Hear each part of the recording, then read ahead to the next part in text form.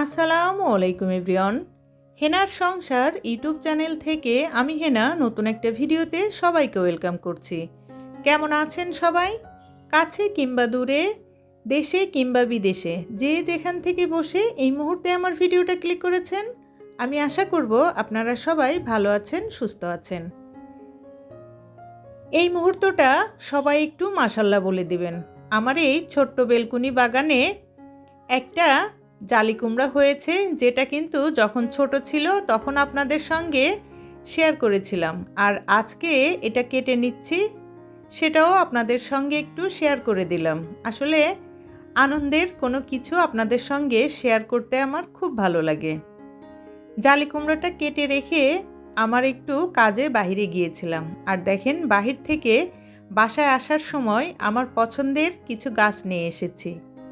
এই গাছগুলো আমার পছন্দের লিস্টে অনেক দিন ধরেই ছিল, তবে আমি পাচ্ছিলাম না।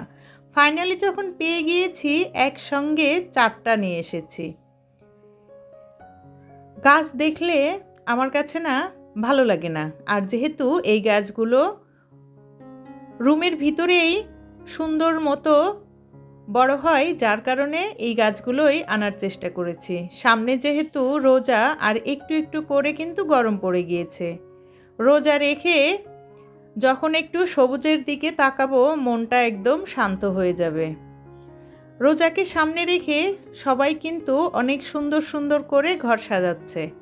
আমি চিন্তা করলাম আমি একটু সবুজ দিয়েই সাজাই, আর এগুলোকে যখন আমি সাজানোর জন্য একটা একটা জায়গায় রাখবো, তখন তো আপনাদের সঙ্গে শেয়ার করবই। আমার ভালো লাগা, মন্দ লাগা, সুখ দুঃখ সব কিছুই আপনাদের সঙ্গে শেয়ার করতে ভালো লাগে। আমার কাছে মনে হয় আমার এই পরিবারটার পরে আপনারা হচ্ছে আর একটা পরিবার, যেটা কিনা অদেখা একটা ভালোবাসার বন্ধনে আবদ্ধ। আমি গাছগুলোকে খুব সুন্দর করে ধুয়ে নিয়েছি, আর এখন আপাততর জন্য এই যে এভাবে করেই রেখে দিব। তারপরেও মনে হলো যেহেতু পাথর আছে বাসায়, পাথরগুলো একটু দিয়ে দেখি যে দেখতে কেমন দেখা যায়। এর জন্য আবার টিউলিপগুলো নামিয়ে কিছুটা পাথর বের করে নিচ্ছি, আর সত্যি বলতে পাথরগুলো দেওয়ার পরে অনেক সুন্দর লাগছিল। আমার কাছে মনে হয় আমার সারা রুম শুধু গাছ আর গাছ থাকবে। আমি যেদিকেই তাকাবো সেদিকেই শুধু সবুজ আর সবুজ হবে। তারপরও যতটুক পারি সব কিছুর জন্য আলহামদুলিল্লাহ। বর্তমান কিন্তু আমাদের এই প্রজন্ম অনেকটাই অ্যাক্টিভ, আর এই যুগে এসে আমরা যদি কিছু টিপস ফলো করে কাজ না করি, তাহলে কিন্তু অনেকটাই পিছে পড়ে থাকতে হবে। আজকে আমি আপনাদের সঙ্গে রান্নাঘরের সহজ কিছু টিপস শেয়ার করব, আর সেই টিপসগুলো জানতে হলে যারা এখনও লাইক দেননি, একটা লাইক দিয়ে আমার ভিডিওটা কন্টিনিউ করবেন, কারণ আপনার একটা লাইক আমার কাছে অনেক মূল্যবান, যেটা কিনা শেয়ারের কাজ করে। শুরুতেই সকলের কাছে ক্ষমা চেয়ে নিচ্ছি, আজকে আমার ভিডিওটা একটু বড় হয়ে গিয়েছে। আমি কিন্তু অনেকের ছোট বড় সব ভিডিও লাইক দিয়ে ফুল দেখে নেই। আজকে আপু ভাইরা আমার ভিডিওটা একটু কষ্ট করে দেখে নেবেন, আমি আশা করব আপনাদের কাছে ভালো লাগবে। আর ভালো লাগলে আপনি যদি এরকম ভিডিও পছন্দ করেন, সেক্ষেত্রে আমার চ্যানেলটা সাবস্ক্রাইব করে আমার বন্ধু হয়ে আমার সঙ্গে থেকে যেতে পারেন। পাশে থাকার বেল বাটনটির অল অপশন প্রেস করে রাখতে পারেন, যাতে আমি নতুন কোনো ভিডিও ছাড়লে আপনার কাছে নোটিফিকেশন চলে যায়। আপনি আপনার সময় সুযোগ করে আমার ভিডিওটা দেখে নিতে পারেন। ইতিমধ্যেই কাজগুলো যারা করে ফেলেছেন তাদেরকে জানাই অসংখ্য অসংখ্য ধন্যবাদ। প্রতিনিয়ত যারা আমার পরিবারে নতুন করে অ্যাড হচ্ছেন, প্লিজ আপনারা আমাকে একটু কমেন্টস করে জানাবেন, আমি কিন্তু সেই কমেন্টসটা ধরে আপনার পরিবারে পৌঁছে যাব। প্লিজ কেউ সাবস্ক্রাইব করে সেটা তুলে নেবেন না। আপনাদের সঙ্গে গল্প করতে করতে আমি কিন্তু গাছগুলোকে আপাতত সোফার সামনেই রেখে দিয়েছি, তারপরে টেবিলটাও সুন্দর করে মুছে নিলাম, আর আমার পুরো রুমটার একটু ফাইনাল লুক আপনাদের সঙ্গে শেয়ার করে দিলাম। আসলে গোছানো সব কিছুই কিন্তু দেখতে খুব ভালো লাগে। আর এই তো এখন চলে এসেছি জালি কুমড়োটা রান্না করার জন্য। এটা খেতে এত মজা হয়েছিল। আজকে আমি শুধু এই একটা তরকারি রান্না করেছি, আর সঙ্গে ছিল হচ্ছে ভর্তা, যেটা কিনা আমি অফ ক্যামেরাতে করে নিয়েছিলাম। নিজের গাছের লাগানো জালি কুমড়া খাওয়া সে যে কি মজা! আসলে এই ছোট্ট ছোট্ট জিনিসে কিন্তু অনেক শান্তি খুঁজে পাওয়া যায়। আর আমি মাছটাকে কিন্তু না ভেজে আজকে তরকারিটা রান্না করে নিয়েছি। এভাবে মাছ কষিয়ে তরকারি রান্না করলে সেটা কিন্তু অন্যরকম একটা টেস্ট হয়। আর তরকারির কালারটা মাশাআল্লাহ অনেক সুন্দর হয়েছে, খেতেও কিন্তু অনেক ভালো লেগেছিল। এখন চলে এসেছি রোজার বাজার নিয়ে। সবাই কিন্তু রোজার বাজার করে নিয়েছে, অলরেডি ফ্রোজেন নাস্তাও তৈরি করে নিয়েছে, আর আমি কিছুই করিনি। আপনাদের সঙ্গে টিপসগুলো একটু একটু করে শেয়ার করি। প্রথম সেটা হচ্ছে, আমি কিন্তু দেখিয়েছি 1 বস্তা চাউল এনেছি।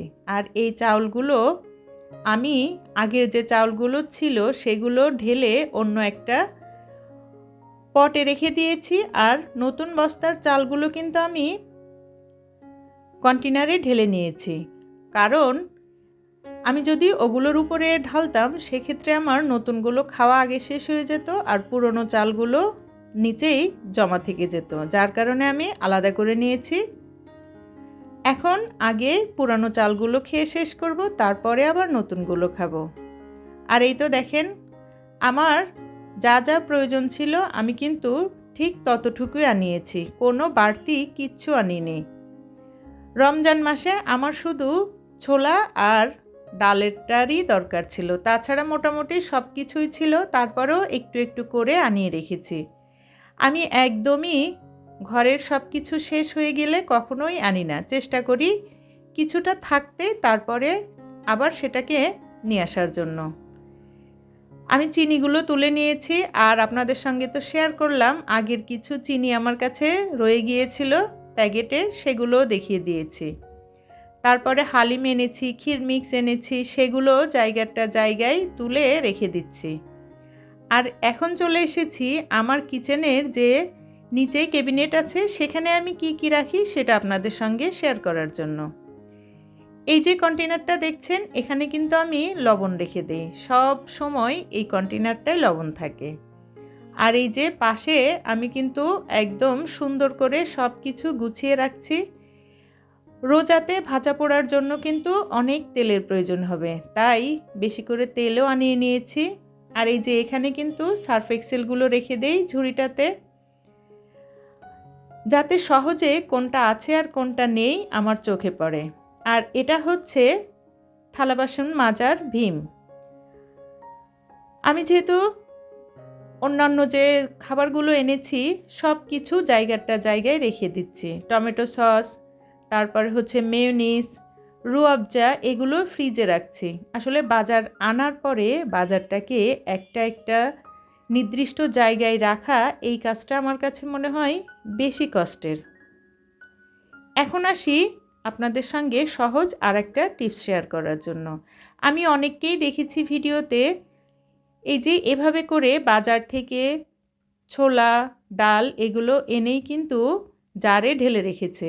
এটা না করে যদি একটু কষ্ট করে সুন্দর করে ঝেড়ে তারপরে বেছে তারপরে যদি এভাবে করে বয়মে রেখে দেওয়া হয়, আর সঙ্গে ছোট্ট একটা কাপ বা গ্লাস কিছু রেখে দেওয়া হয়, তাহলে কিন্তু কোনো ঝামেলা হবে না। আপনার যখন মন চাইবে আপনি শুধু এইটা দিয়ে মেপেই নিয়ে নিতে পারবেন। আবার ভিজানোর সময় আপনার কোনো কিছুর প্রয়োজন হবে না আলাদাভাবে।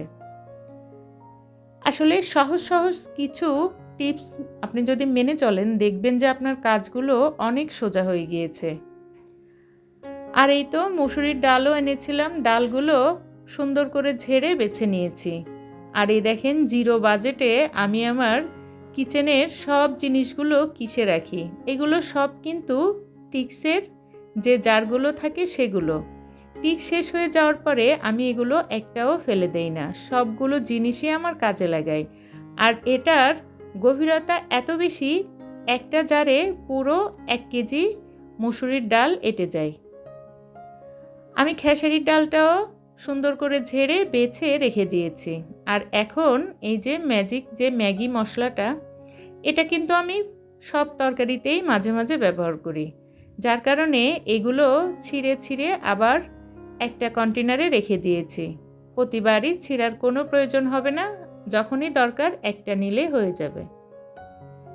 এখন কিছু মশলা রিফিল করে নিচ্ছি। গরম মশলা আনিয়েছিলাম, সেগুলো জারে ঢেলে নিয়েছি। আর এই যে এলাচ, সব থেকে মনে হয় এটারই দাম বেশি। এলাচটাও কাচের জারে ঢেলে নিয়েছি আর এখন জায়গায় রেখে দিচ্ছি। যখনকার কাজ তখন করে নেওয়া কিন্তু আমার কাছে মনে হয় সব থেকে ভালো, তাহলে কোনো কাজই জমে থাকবে না। কিছু খোলা পোলাওর চাল এনেছিলাম, এগুলো দিয়ে কিন্তু খিচুড়ি বা আতপ চালের সঙ্গে দিয়ে পিঠা তৈরি করে নেওয়া যায়, খুব সুন্দর একটা ফ্লেভার আসে। আর সেগুলো আমি ঝেড়ে এই জারটাতে রেখে দিয়েছি। আপনারা লক্ষ্য করেছেন কি না আমি জানি না, সেটা হচ্ছে আমার কিচেনে যতগুলো